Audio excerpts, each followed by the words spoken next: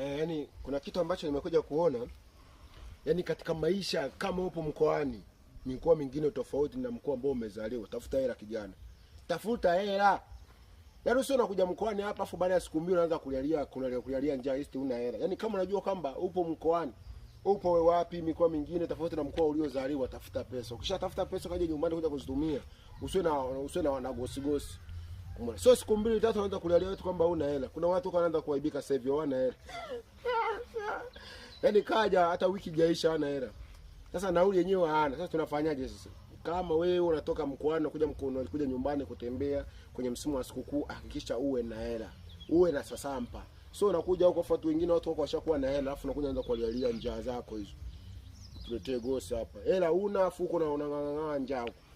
Tafuta pesa uje uzitumie huko mkoani, lakini uje na hela sio siku mbili tatu au ulishashiwa hela afu anza kulialia njaa.